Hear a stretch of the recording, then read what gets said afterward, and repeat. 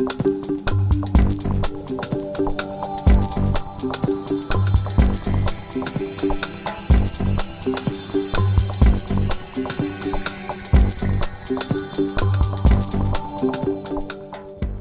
j'ai essayé de montrer aux jeunes leaders que la vie à la presse béninoise n'était pas une tâche facile pendant cette période, qu'elle n'a pas été une tâche trop difficile non plus. Nous faisions notre travail comme nous l'avons appris. Mais en fait, c'est que à l'avènement du pouvoir révolutionnaire, les militaires ont eu besoin de la presse comme alliés pour asseoir leurs mots d'ordre, leurs idées et permettre au peuple, puisqu'il parlait beaucoup de peuple, permettre au peuple de comprendre, de connaître le nouveau régime, de connaître aussi ses programmes et d'adhérer à la politique qu'ils étaient venus faire. En fait, on parlait de forger un type d'homme nouveau et on avait besoin de la presse pour faire ce travail-là. En cela, nous avons été à la presse un allié de poids pour le régime militaire d'abord, ensuite militaro-civil par la suite.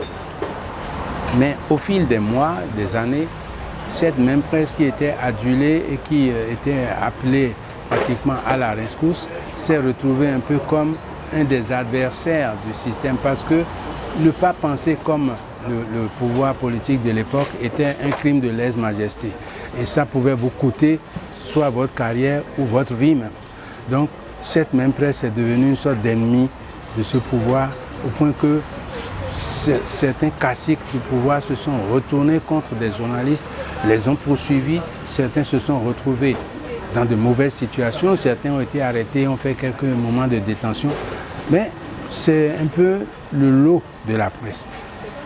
Qu'il soit de droite, de gauche, qu'il soit libéral ou totalitaire, tout régime qui arrive au pouvoir a toujours une envie, c'est de mettre la main sur la presse. Parce que ce régime a besoin de la presse pour évoluer. C'est un peu ce qui s'est passé avec la période révolutionnaire jusqu'à la conférence nationale.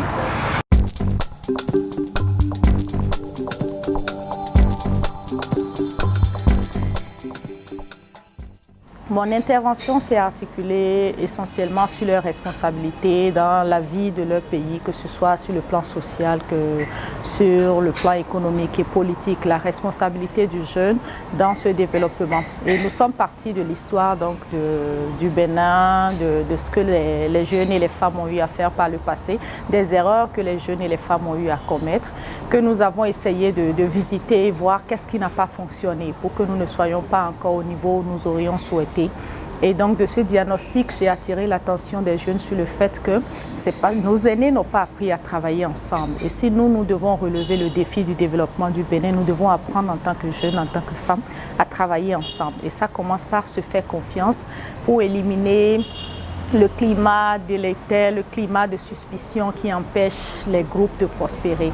Et donc si nous arrivons à trouver le moyen de travailler ensemble, nous pourrons construire ensemble le Bénin que nous rêvons pour les progénitures, pour les générations à venir.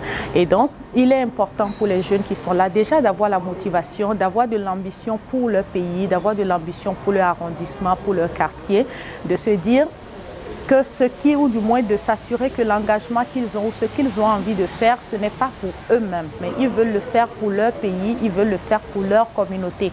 Et c'est de cette seule façon qu'ils sont sûrs de pouvoir aller jusqu'au bout et de pouvoir accepter les éventuelles contraintes qu'ils vont rencontrer sur leur chemin en termes de guerre de leadership, comme ils en ont parlé, en termes de difficultés de collaboration. Donc voilà un peu les points sur lesquels j'ai voulu attirer leur attention ce matin. Pour nous, il a été question d'échanger avec les jeunes leaders, d'abord partager avec eux les différentes expériences que nous avons vécues et ensuite attirer leur attention sur, en tant que jeunes leaders, les responsabilités qui les attendent, je dirais, d'ici à là, dans notre pays. Donc les périodes critiques, ça fait partie de l'évolution normale dans une république, dans une démocratie.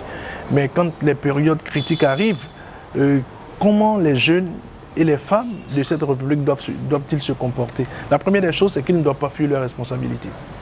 Ensuite, il faut comprendre qu'avant nous, il y a eu des luttes, après nous, il y aura des luttes. Mais la lutte ne se fait pas sans formation. Il faut connaître son pays, il faut connaître la sociologie de son pays, il faut connaître l'histoire de son pays. Il faut aussi savoir les normes pour lesquelles on se bat. Aujourd'hui, la norme au niveau mondial, je dirais, c'est la démocratie. Donc, lorsque la démocratie est remise en cause, lorsque le développement, je dirais, démocratique n'est pas une réalité, les jeunes et les femmes doivent savoir qu'ils doivent pouvoir prendre d'abord parti pour la démocratie, pour la République, pour les valeurs républicaines, pour les valeurs démocratiques. Et je l'ai dit tout à l'heure, cela passe par le fait qu'ils soient d'abord bien formés, mais ensuite ils doivent pouvoir aussi savoir que demain, ceux qui viendront, les générations futures, leur poseront des questions sur le rôle qu'ils ont joué dans l'évolution de leur nation.